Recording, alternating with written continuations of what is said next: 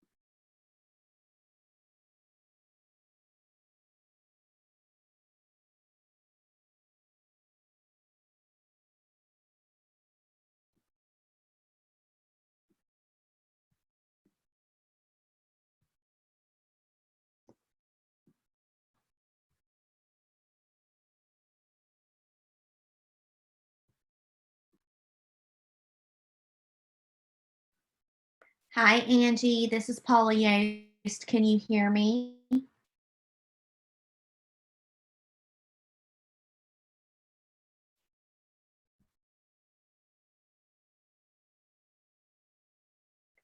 Hi. Hello, Jamie. This is Paula Yost. Can you hear me? Awesome. I'm just making sure everybody can hear me. Okay, cool. I'm going to give it another second or two and see if anyone else logs in here, and then we're going to get started.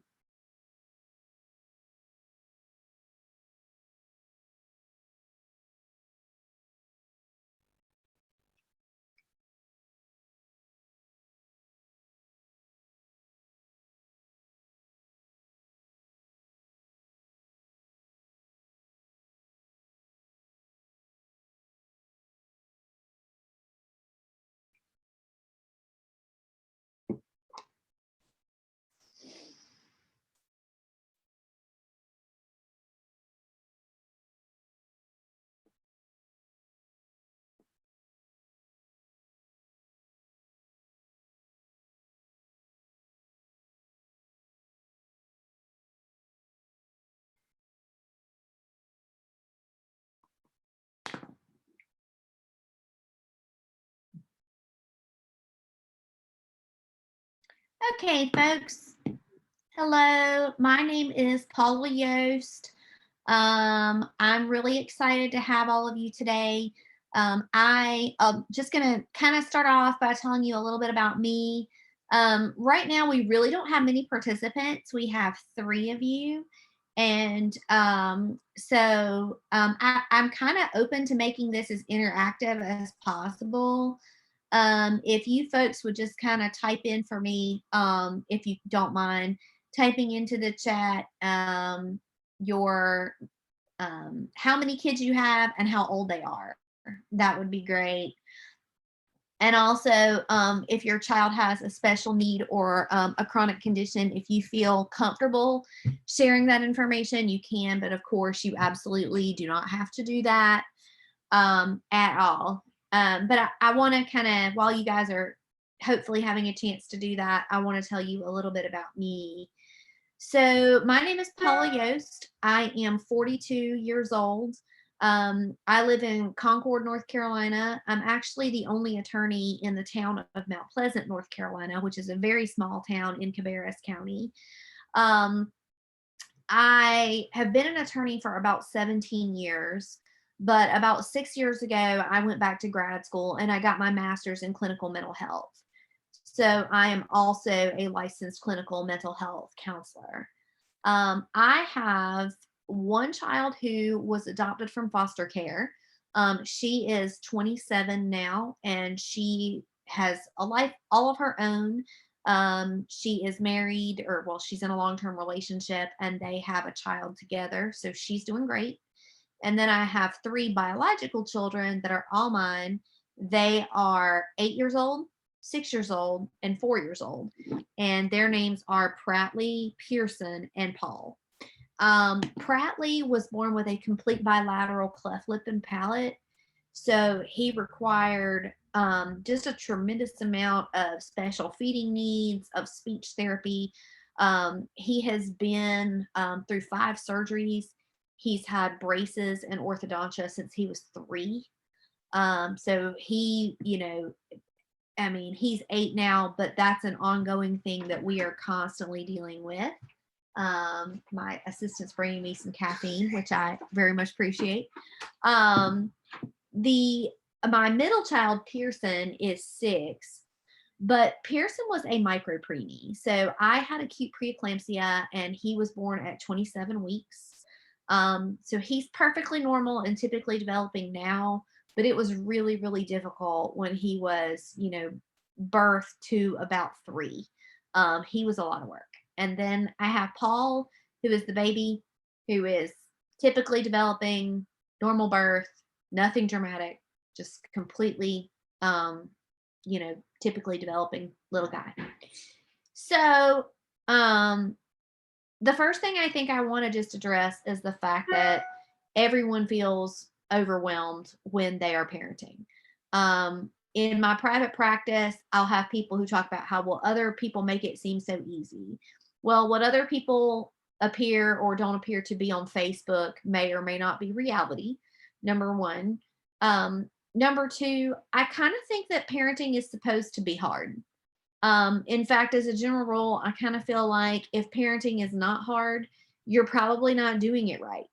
It's not supposed to be easy. It actually is a lot of work. It requires a lot of forethought. It requires a lot of planning. It is actually, in fact, very difficult to be responsible for another human being. On top of that, but it's incredibly difficult to be responsible for another human being when you are mom. And that doesn't mean that dads are not valuable. I don't see any dads the in the meeting right now. Doesn't mean that dads are not valuable. Dads are incredibly valuable. But the relationship that mothers have with our children is completely different from the relationship that fathers have with their children. Mothers are the ones that have guilt far more than men if anything goes wrong. We kind of can tend to carry the weight of the world on our shoulders. And it's a lot. Mothers are the ones who attend seminars like this. Mothers are the ones that fill out pediatric preschool information. We're the ones that make sure that vaccines are up to date. We're the ones that make sure that if the school has forms that need to be filled out, we do it. And I'm not saying that's universally like that, but that's the way that it is. And so I think the first thing that's really important to acknowledge is it does not matter whether you have 1 child or 7 children. It does not matter whether you are with your child's father or not. It does not matter whether you have a support system or not. It does not matter whether you are rich or poor. Parenting is hard. It's just hard. It's hard no matter what demographic you fit into. And so on the vein that, parenting is hard no matter what demographic you fit into, it's important to acknowledge that from the beginning, that this is a difficult job and that this is not easy. Amy, I see you, and hi, welcome. I think I'm still logged in and I'm okay. So hopefully nobody dropped me here. So I kind of want to just start off and ask, like, I'm going to give you some statistics and some facts in a minute, but for you moms, what do you feel like happens to your children when you are overwhelmed? I'm not talking about what happens to you when you're overwhelmed, but what do you think happens to your kids when you are overwhelmed? And feel free to answer in the chat or to unmute yourself and just answer. What happens to kids when you're overwhelmed?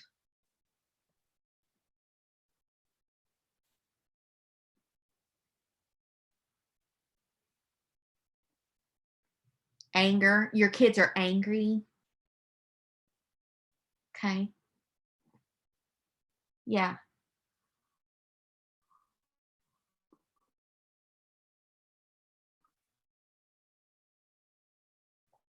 So, yep, they film. Yep.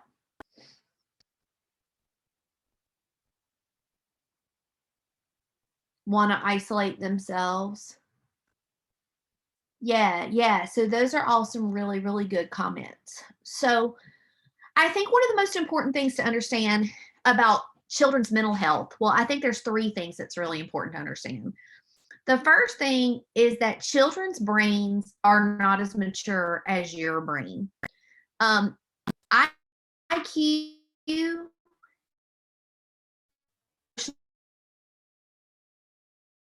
emotional maturity, are emotional maturity, or you could really struggle with your IQ, but still be a very emotionally mature person.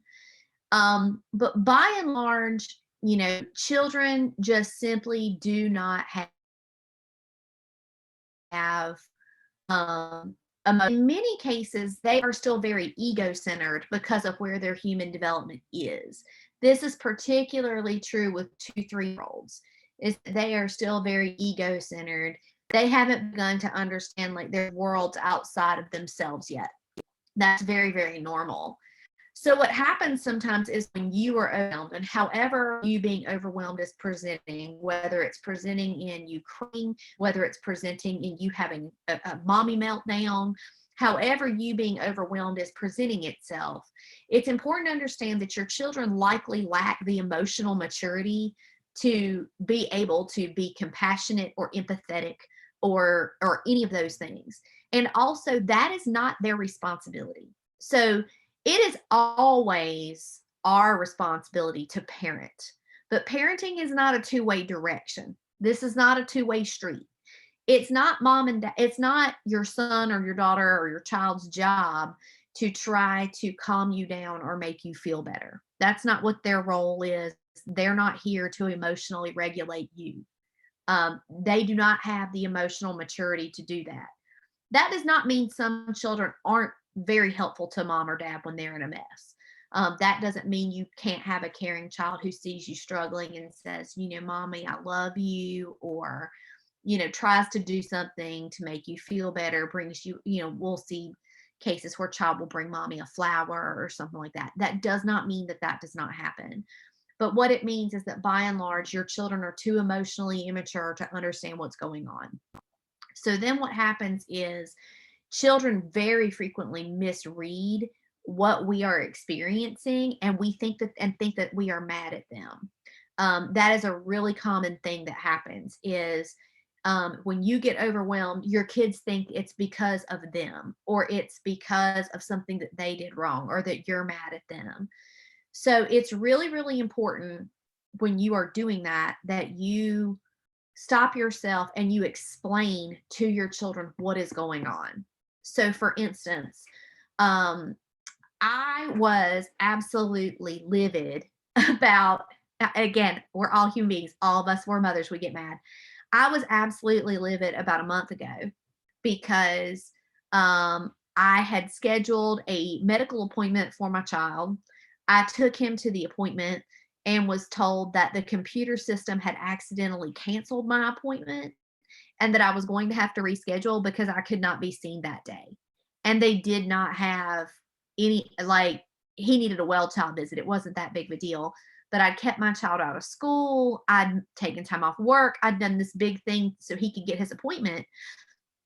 And then I got there and, something fairly insignificant happened. I was so mad. And like I didn't unload on the worker there at the office because I knew it wasn't her fault.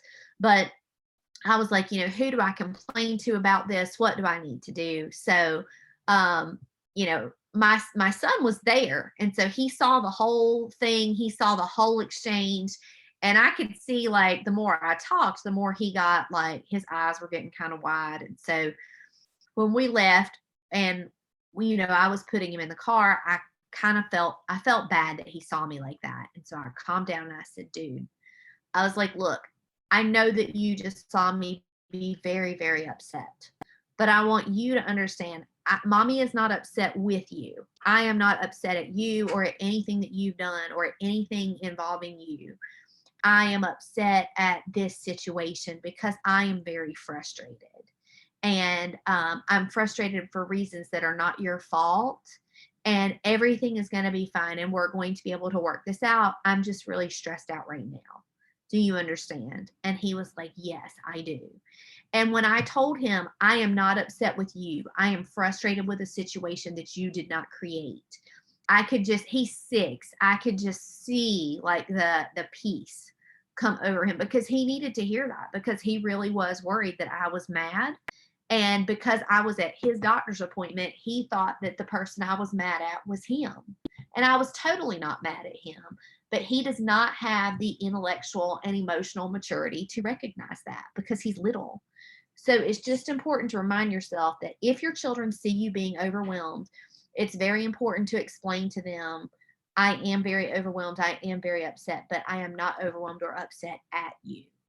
Um, Sometimes I do tell my children why I'm overwhelmed or upset. Like with the medical appointment, I'm upset that we took time away from other things and we got here and it got canceled because of a computer error. I am frustrated about that. What I will not do is explain when I am angry with another family member to my children in detail.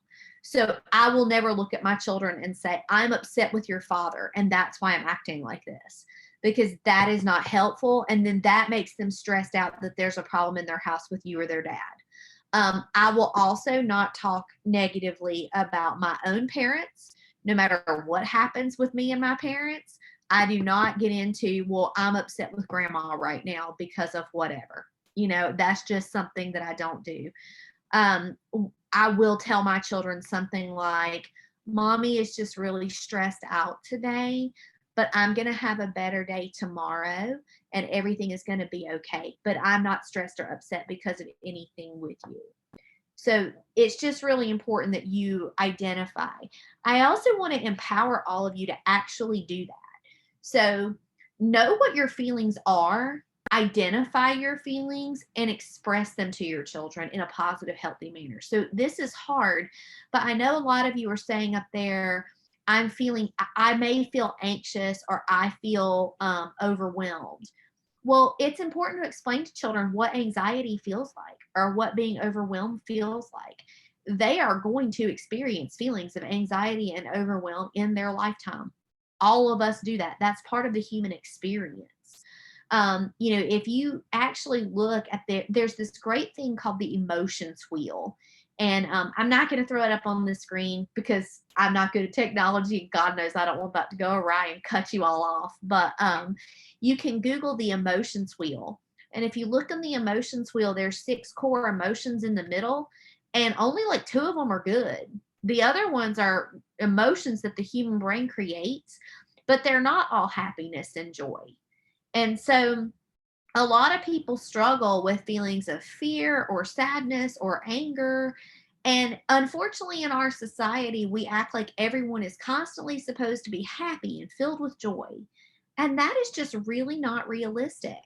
It's not. It's not realistic for our children, and it's not realistic for you as adults. Like, you're just simply not always going to be happy. This is not Disney. You guys are not Princess Fiona. We're just not always going to be happy, and that's okay.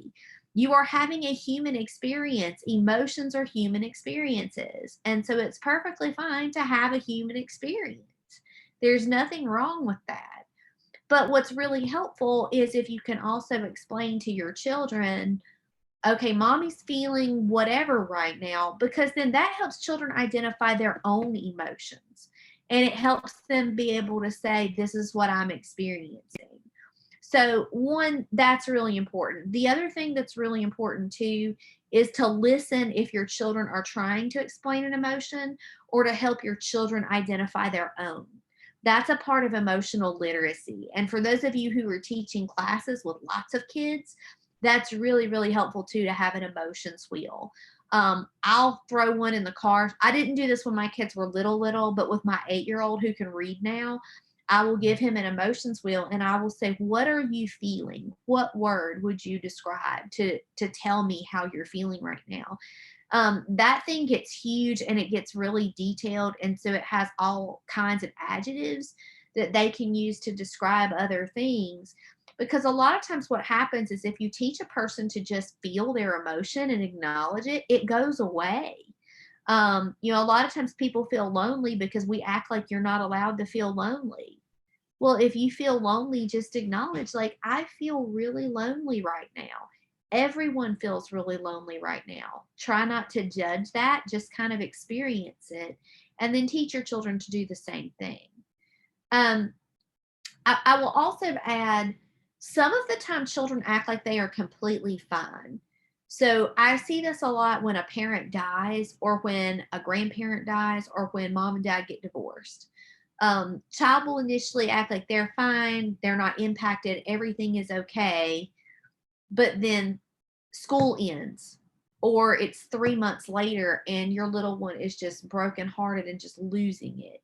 So if ever there's a major life transition, which, again, life happens and your children are very upset, I would just encourage all of you to kind of meet them in that place and try to help, them, try to explain to them what they're doing. Before we change topics, does anyone have any questions about anything that I've just said, or about explaining emotions to kids? How are we doing here?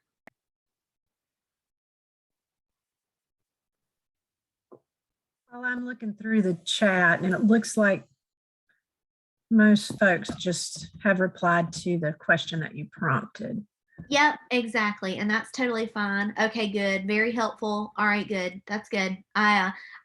Secretly, I don't like doing Zooms because when I do this in person, I can read body language and I can see how people are responding. And that helps me so much because then I'm like, okay, cool. This is going well. I need to talk more about this topic. So the next thing I want to talk to you guys about is what can we do when we feel yuck or overwhelmed or whatever? Because again, those are normal emotions. They are going to happen. You are going to feel this way. And so, what are some things that you can do about this that will help you to feel better or to do better? I have a long list of these things, and I'm going to be honest with you. Sometimes when I start talking about these things, people look at me like I am insane, but I'm not really going to give you much information that your family doctor or your gynecologist would not give you. But I want to tell you that a lot of times people don't listen to this stuff. If you will listen and you will do it, and you don't have to do it all at one time, but if you will do it strategically over a period of time, it will overall improve your mental health and it will help you bounce back better. I don't think I added, I know someone up above said they suffer from anxiety and depression. I had really severe depression when I was young. And one of the reasons I went back and got my graduate degree is because I wanted to learn how to control that. I knew there had to be ways to control it, but I wasn't really sure what they were. And so I went back to grad school and got a whole degree in, like, what are the root causes of depression? What can I do about it? How can I make myself feel better? And so much of the things that I can do holistically that help myself, again, are things a family doctor is going to tell you. The first thing I want to tell you, how many of you know that your brain can get dehydrated?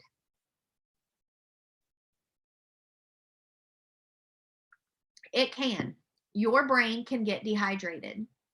How many of you know that when you are learning, your brain can drop its blood glucose level if you're really thinking and working really hard with a problem that you're solving? Those are very real things that happen. And they are not things that I was taught in regular school. They're things that I've learned over time by studying academic journals. So the first thing that I can tell you, one of the easiest things that you can do to help yourself feel better consistently all day long is to monitor how hydrated you are.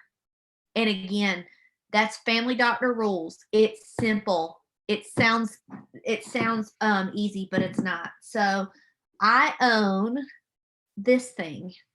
This is a half-gallon bottle of water. It has the times 7 a.m. all the way down to 9 p.m. Right now I'm at like 6 p.m., but it's only 2:20 in the afternoon. When I first bought this thing, I was like, I am never going to be able to drink this. I drink this every day. Sometimes I drink it twice if it's in the summer and it's really, really hot. Um, if you can drink some cold water when you feel overwhelmed or really stressed out, instead of reaching for something else like wine. I am having a cup of coffee right now, but that is because I really wanted to be a little caffeinated for you ladies. Most of the time, I don't drink caffeine all day. I don't drink any sodas at all. So I don't drink any Dr. Pepper, Mountain Dew, Coke, Diet Coke, none of it. I will have a cup of coffee when I wake up in the morning. I am having one now, but that is not my norm. And I drink 64 ounces of water at minimum every day. Um, that is really important, and it's more important than people think it is. Just out of curiosity in the chat, how many of you are drinking water every day? Like a lot of water every day?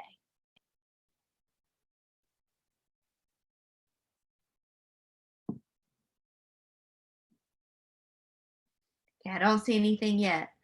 But that's really important because when you don't have water in your system, what happens is your body gets dehydrated. And when you are dehydrated, your brain produces negative emotions more frequently. That is a real thing. That is a scientific thing. It truly does that. And that's not only important to know for you, but that's also important to know for your kids. If your kids are acting overly dramatic or overly emotional and they're not normally like that, before you have a meltdown, take a minute to recognize like maybe they just need to drink. Like they literally might be dehydrated.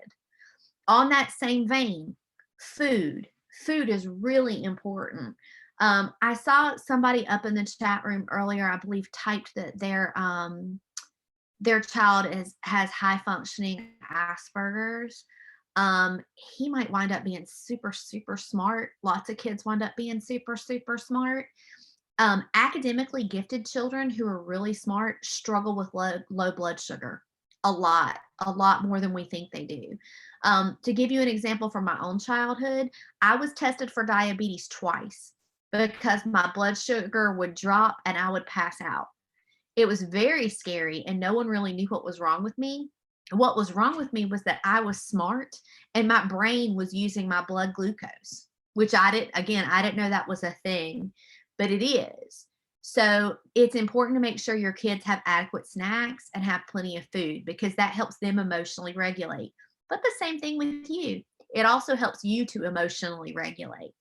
So, emotionally regulating with sugar like cookies, cupcakes, cakes, that donuts, and y'all live in Salisbury with one of the best Krispy Kremes known to man, so it is rough. It is rough when I'm down there because I just want to buy a dozen of those and eat them all. But feeding your body that sugar spikes your blood pressure and then it sets you up for a crash. Well, what happens when you crash is that you're hangry. I know that women get obsessed with losing weight all the time, and that weight is very, very important to women. Full disclosure, I did a bikini competition last year and I came in third place in my age division. I ate all day long. Literally, I ate all day long. If you don't eat at all, or you're on some kind of crash diet or shake diet where you're trying to starve yourself, first of all, you're not going to lose any weight because your body's going to hang on to fat, which is not going to help you. But the second thing that's going to be bad is it's going to jack up your blood sugar so that you are very emotionally dysregulated. I prefer to eat something about every 2 hours if I can. And that's not always possible, but eating about every 2 hours is really good. And if you really want something that's sugary, figure out what kind of mixed berries you like raspberries, blackberries, blueberries. And, when I first started doing this, it was really hard for me because I loved sugar and I loved any drink but water. But then I didn't do it for physical fitness at all. I did it because I wanted to regulate myself emotionally because I'm not a good mom when I'm upset. I am very loud. I'm very extroverted. I have a very boisterous personality. And I scare people. And I don't scare people on purpose. It's never been my intention to scare anyone or to seem like an overly aggressive lawyer. That's never been my goal. But those characteristics in me that are negative and that I don't like and that other people don't like and that my children certainly don't like are exponentially worse if I am dehydrated or if I am hungry. And so hanger is a real thing. It's not funny and it's not helpful. Also, if you are hangry, you are going to be like 10 times more likely to binge eat all of your child's pizza or leftover Chick-fil-A or whatever it is that your kids did eat on top of your own dinner and stack up calories that way. So healthy eating, lots of water. Um, the other thing that I don't think you can ever underestimate, are any of you ladies over 35 at this point?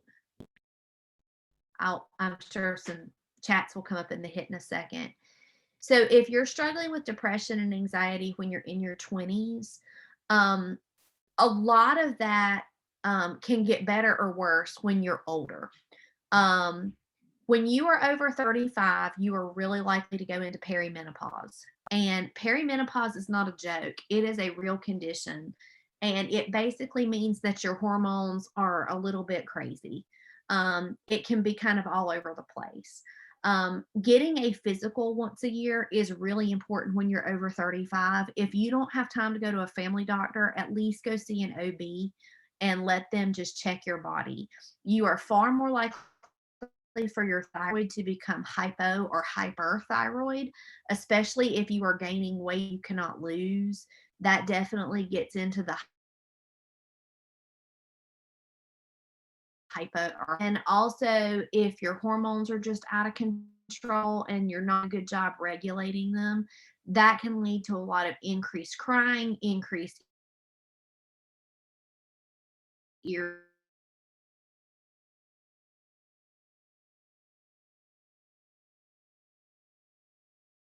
your ability to do.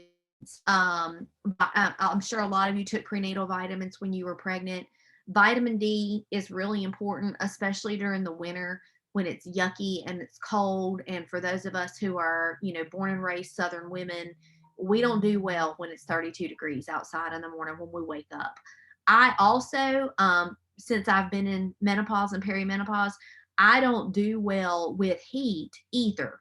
And so I used to can handle the heat just fine, but now, I mean, if it's 95 degrees outside, I'm not here for that. Like I literally wilt. It makes me feel terrible. And so I strongly encourage you to just get some vitamin D and also to kind of get your body checked out and regulated. Another thing that I think is really important is that you moderate how much alcohol you're drinking. You can become an addict when you're 90. You can become an addict when you're 9. There are always times in your life when you can become an addict. And so if you kind of let your alcohol intake get out of control, it becomes a problem. When you're in perimenopause, it is entirely possible that you will not be able to sleep if you drink wine before you go to bed because you're just going to sweat it out. How do we parent when we're exhausted? We don't. You can't pour from an empty cup. And so some of this stuff, okay, so I just lectured you on things like let's eat healthy, let's drink water, let's take vitamins, and let's moderate our alcohol consumption. What I'm really telling you is that your health matters. Your health matters a lot to your kids. I don't want to be a 70-year-old woman who can't get on and off my own toilet. I don't want my sons to have to change my diapers when I'm 70. There may come a time where that's unavoidable. I'm hoping to live to be 90 or to just drop dead one day. But I don't want to be a feeble old woman with brittle bones. And the only way that you can prevent some of that is to take care of yourself now. So I'm not only taking care of myself now to be the mother I want to be, but I'm also taking care of the woman that I want to be when my boys are 30, because I want to be an active grandmother who can help my sons with their children. And so it's kind of called playing the long game. I'm really not trying to be in a bad position where I can't be the long-term mother that I want to be. Um, Also, in other than the other things I've already covered, when we kind of get into the realm of emotional regulation, some things that are really important for purposes of emotional regulation absolutely include um, how do you pour into yourself? So, a lot of young mothers kind of lose themselves in the job of mothering, and that's okay. That's normal. But if you're waking up one day and you're like, I don't know who I am anymore, I don't know how my life is structured anymore, it's time to get that under control. Um, Things that will help. Who are your friends? Who are your support systems? If you don't, I can't tell you the number of times that women come into my office and I'm like, who are your friends? And they're like, I don't have any. That's not healthy. All women need to have some friends. So if you don't have any friends, let's make some, right? I mean, you can make friends. Anyone can make friends. You just have to be motivated to do it. If you're in a relationship with your partner and you're like, I hate him, or I don't even know who he is anymore, we're like ships that pass in the night. We don't see each other. We don't associate. We don't have anything to do with one another. If you're feeling that way about your spouse, it's time to have a date. So those kids need to go somewhere. They need to go to a grandparent. You need to get a babysitter. You need to see if there's, a friend of yours who can watch your kids for 2 hours and then you can return the favor with her. You can kind of trade one another's kids back and forth to get yourself some free time. Um, but those things are really, really important. Um, Cultivating those relationships are good. Um, Also sometimes just what do you want to do? What would make you really happy? Taking a shower is not me time. It's not. Going to the grocery store is not, that does not count. Um, Showering, buying groceries, those types of things, that is how you are taking care of basic human hygiene and how you are taking care of your children. That is not you giving yourself a break where you can catch your breath and kind of regroup for a little bit. Um, Hiking in nature is really good. You guys have some great trails in Salisbury on the Greenway. Maybe the kids go with you to that. Maybe the kids go somewhere else and you do that by yourself. Um, Reading some books are always good. Um, Podcasts. There's two podcasts in particular that I like, and I'm going to put the names of them in the chat room. One of them is The Adult Chair. So The Adult Chair is by a woman named Michelle Chalfant. And so what Michelle Chalfant has done is she's created a series of their podcasts, but she speaks with different experts every week, and they have conversations about different things. So and there's been like 500 episodes, so it's a huge number of these. So if you're struggling with depression or anxiety or parenting troubles, kind of throwing on an Adult Chair podcast usually gives me some practical tips for how I can get on with my life and kind of get over something.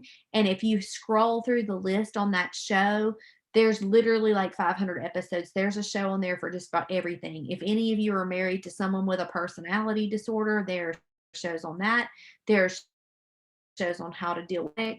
There are shows on, how to emotionally regulate yourself or how to deal with toxic family members. It's literally like a bank of everything. So I like that. The other one that I really like is We Can Do Hard Things. And that should say things, not these. We Can Do Hard Things is Glennon Doyle's podcast. So Glennon Doyle is an author. She's a New York Times bestselling writer. She's published like 4 books. Her books are all great, but her podcast is really, really good. And she talks a lot about some of the things that I was discussing earlier about being able to sit with your emotions like loneliness and just say, okay, I feel lonely. Well, It's normal to feel lonely. All humans feel lonely. It doesn't mean anything's wrong with you or that you're going to die. This feeling is going to pass. If you're just able to kind of let it pass through you, it will go away. And then some other emotion will come up. So that's always a good podcast. I always feel very empowered and like I learned something when I listen to Glennon. The other thing that I like, so the adult chair and We Can Do Hard Things are free. You don't have to pay anything for them. You can go to any application on your phone that hosts podcasts and download them. You can see the whole show bank. You can listen to anything from them and you can learn from them. The other thing that I like, but this has a little bit of a fee to it, but it's not a lot, is called the Calm, CALM app. And so I just typed in the Calm app into your screen as well. The Calm app is great for a multitude of reasons. First of all, it has master classes that are several hours long. I listen to those sometimes, when my kids are in the bed and I'm just kind of, how half the time you lay in bed and you can't sleep because your mom mind's racing. So I'll listen to those sometimes to calm myself down. But it has master classes on various topics that are helpful and inspiring. It has meditations. So meditation is kind of like a ninja trick. And when I was able to really do it, it kind of changed my life. In fact, for those of you who are suffering from anxiety and depression, I did not seriously start meditating until I was about 40. But when I got serious about meditation, that's when things for me kind of turned around. So the best way I can describe this to you is meditation is like weightlifting. I couldn't bench press at all when I first started weightlifting. I couldn't lift 50 pounds. Now I can about bench press my body weight, but I couldn't do it when I started. So meditating is the same way. When you first start trying to meditate, your mind's going to wander all over the place and you're going to get mad at yourself and you're going to say, well, I can't meditate. I'm not good at it. Well, as long as you keep telling yourself you can't do something because you're not good at it, you're not going to be able to. So the second you realize that meditation is not about what your mind does or your mind wandering, your mind's going to wander. That's what your mind does. The second you realize that you can control what your mind focuses on, and you can say, okay, my mind just went down a rabbit hole, but I'm going to bring it back around and redirect my attention onto something positive or anything but the negative thought pattern I'm thinking right now. The second you realize that you can do that, it's like the key to happiness. So a lot, or at least it's the key to peace and emotional relief. What happens with a lot of us is we get stuck in our own thoughts and we think that our thoughts dictate everything because they're at the height of our mind and they're what we're feeling. And so we get really hung up in a thought. Your thoughts don't control you at all. But you don't always realize that because you don't give yourself enough time to learn how to control them. But with meditation, you can truly learn how to control them. So I listen to a Calm app every day for 10 minutes. Sometimes it's when my kids are in the bed. I've hidden in the closet before and done it for 10 minutes. I mean, you do what you have to do. But I think it's just really important to refocus on total wellness. Your children do not have time. Well, it's not that they don't have time. It's that you can't get these years with your kids back. You're not going to be able to be 55 and look back and say, well, I wish I had changed a lot.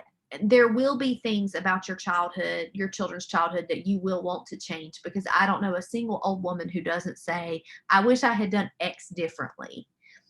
But you can definitely focus on things like, I'm going to give my children the gift of emotional literacy. I'm going to teach my children about their emotions. I'm going to teach them that it's okay to have their emotions. And I'm going to teach them to regulate their emotions. But you can't teach that if you don't know how to do it yourself. So that's where things, like I was saying, like the emotions wheel and pouring into yourself are helpful and important. Does anybody have any questions or comments? We've got some time left, and I'm perfectly happy to kind of have an interactive conversation if anyone wants to talk, camera on, camera off, if someone wants to send something in the chat. I'm perfectly happy to have a more interactive conversation with anyone who's comfortable doing that.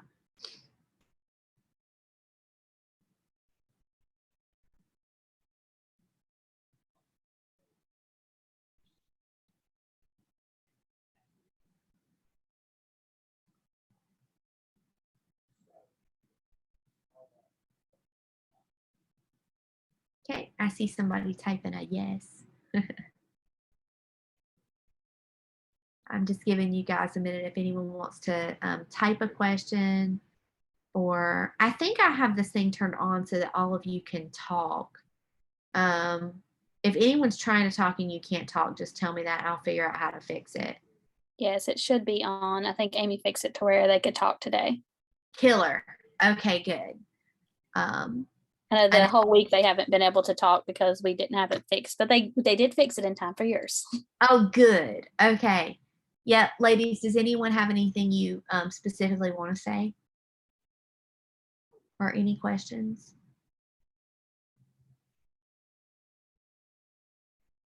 Okay. Um, a couple other things. Um, I don't know how many of you use like digital everything, right? So some of my friends are like they only use apps. Some of my friends only use paper. And then I think I'm kind of like a hybrid person where I do some things on my app, but I have to keep paper with my calendar. I still use like the old school journal style calendar, mostly because I'm the mother, and so I'm balancing my calendar, my three kids' calendars, and my husband's calendar. And his calendar changes all the time. But my calendar has at the very bottom of it right here, it has like a checklist and it has like a grid. And so I'll fill in my grid every day when I took my vitamins, when I floss my teeth. I keep up with how many days it's been since I last had alcohol. And I'm not in recovery, but I just keep up with it just so I know. Let's see. Kendra asked, what are some activities you recommend for parents to do with their children when either of them are feeling overwhelmed? Um, One of the best activities when everybody feels overwhelmed is to just simply read a book, honestly. Um, you know, even with my older children, he's into Harry Potter right now. So I'll just sit beside of him and read Harry Potter to him. Um, and so it's not if your child is a good reader and they like reading to you, that's great. But if your kid's not there yet and they're already feeling overwhelmed, I wouldn't make them do that. The other activity that I really like, especially if one of the struggles you're having in your house is homework, like if you have a little person who is struggling with reading or math and to the point of tears where it's getting kind of ugly, the other thing I like to do is just go on a simple walk. um, walk in a park, walk in your neighborhood. Thankfully, where I live, there's a hiking trail about 2 miles from my house. We will go to the hiking trail and we will just walk down to the creek. If my child wants to talk while we're on a walk, I will talk to him. If he doesn't want to talk for whatever reason, we won't talk. We'll just walk and we'll figure it out while we're on the path. And so that's just an important plan too, is you know outside activities as a family are important for everyone. There is no underestimating how beneficial being outside is to your mental and physical health. Fresh air is incredibly important to your mental and physical health. I work with people. I never realized how important it was until I started doing involuntary commitments for folks who are mentally ill and need to be in the hospital. Well, sometimes if you're in the hospital on a locked wards, you can't go outside. How detrimental is that to never be able to feel fresh air? Um, so I like that. Um, Also, depending on how old your child is, another thing I really like is just silly putty or Play-Doh. I know that some people, Play-Doh's like, oh God, it's going to get all over my house and it's just going to be a chaotic mess. That's probably true, but that helps. Kids do really well with tactile engagement. So, I mean, I've been playing with my hairband probably the whole time I've been talking to you guys. um, sometimes having something like that to move your hands with is positive.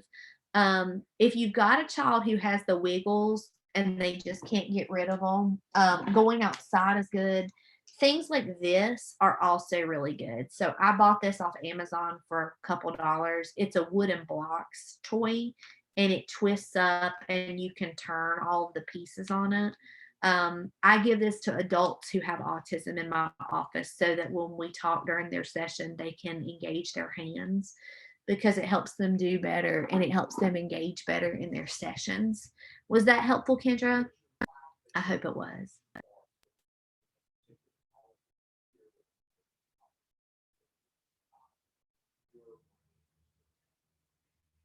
Okay. Does anyone else have any questions? Oh, another thing I like to do with my kids, kind of on the same Kendra question, I like to play the 5 to 1 game. So, 5 things you can see, 4 things that you can touch, 3 things that you hear, 2 things that you smell, and 1 thing that you can taste. And if you don't actually have something to taste, I ask my kids to think about something like the taste of hot chocolate or the taste of buttered popcorn. Engaging your 5 senses calms down almost everybody.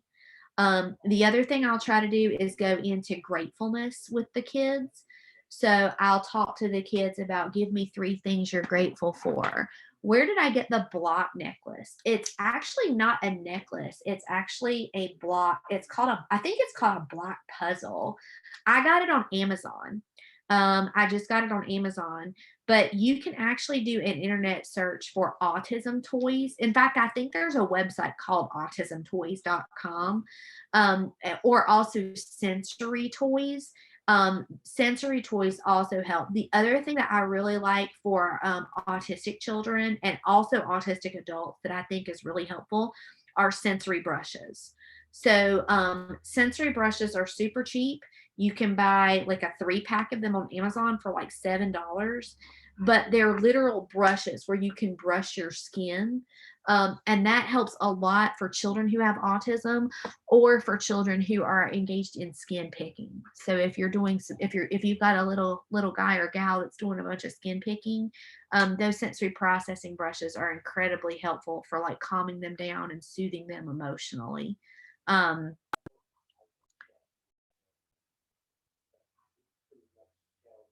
Yes, Suzanne, absolutely. The easiest transition to using emotional language, if a family doesn't do that, is the parent doing it first, because you are the leader, you are the role model in that family. So, yes, it is absolutely best for you to go first and lead and set that example. Um, so, to your kids, if your kids are teenagers and they've grown up without that, then that can be a little bit difficult for them. Um, and so I'm sorry, I was just looking at some other questions in the chat room. So for some people, um, pretty much if your kid is a little guy and you start this, they're not going to think it's weird. It's just going to be kind of something we do. And I think what you'll find is that your children will really enjoy it, especially if your child has feelings or if you have feelings in your personality type. So you can all go to 16personalities.com. That is a free website that you can get on, and it will tell you, there's a little quiz that you can get on in there, and it will tell you what your personality type is. And if your personality has an F in it, like I'm going to give you guys mine. Mine is an ENFJ. If you have an F in the 3rd block, then talking about emotion is going to be very important for you, because that's how you process stuff. And it's also going to be important if you have a child who is a feeler versus a thinker. So your child is not handling his emotions in a positive manner and can disrupt the class. I think that's an important conversation to have with him about why he's doing that, or kind of what's going on. So if he has ADHD, it's important to understand he's not doing that deliberately. He's not trying to be disruptive. And so it's probably important to calmly, quietly explain to him, I know that you are not trying to be disruptive, but you are bothered. Your behavior is stressing other people out, and what can we do? I would work with his, I don't know how old he is, but I would probably work with his education team and whoever is in charge of his IEP and see if he can have something like this. I really would. Something that does not make noise, but that he can move. Because then instead of him moving all over the room and having a lot of energy, a lot of ADHD kids also get put in the very front row, which makes a lot of sense. They're putting them in the front row to kind of help them, but then it becomes disruptive if the child can't be still in the front row, because then all the other kids are watching your kid move everywhere. And it can make them feel strange. So I would try to get him something that he can actually engage his hands with and see if that kind of helps. But IEPs are an interesting animal because you kind of got to get the team on board to be willing to do that. For all of you who have a child with an IEP or a 504 and your child's being sent home due to behavior, I think the most important thing that you need is an advocate. You need to not ever go to an IEP meeting by yourself, ever. Don't do that, because the school system is just going to gang up on you. And I'm telling you that as a mother who has a child with an IEP and as a mother who is also a lawyer. They're going to gang up on you and gaslight you. So you need to make sure that you have an advocate who can go with you to those hearings. If you ladies were in Cabarrus County, I would know exactly who to tell you to take. I don't know who you should use in Rowan, but I can darn guarantee you that Norma Honeycutt does.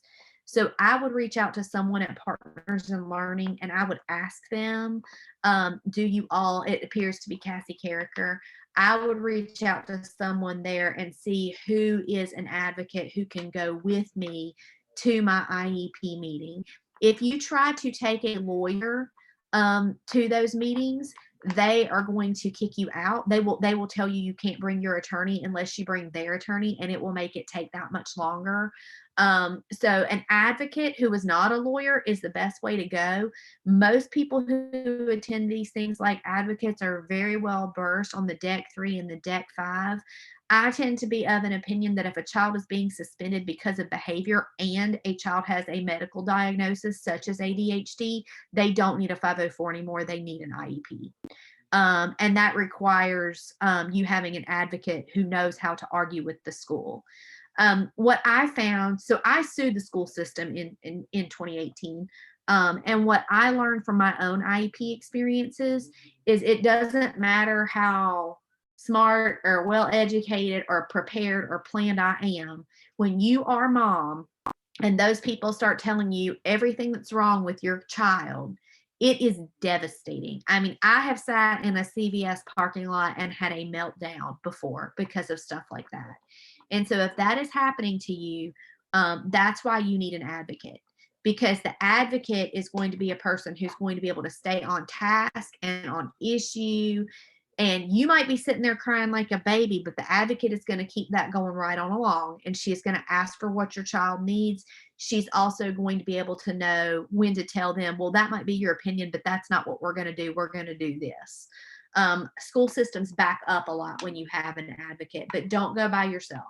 Friends, don't let friends go to IEP meetings alone. You always take an advocate. There was my rant about advocates. But I think that's really good advice. That's what I tell everyone all the time. It's what I tell everyone all the time. Well, I think we are almost out of time. Is there anything else that anyone would like me to cover? I'm going to give you guys my email address. I have two email addresses. I have my lawyer address and then I have my counseling address. I'm giving you guys my counseling address. And I'm also giving you my office number. And so if any of you have any follow-up questions or if there's anything you want to know or anything I can help you with, then by all means, feel free to give me a call. I would be happy to do anything I can to assist you moving forward.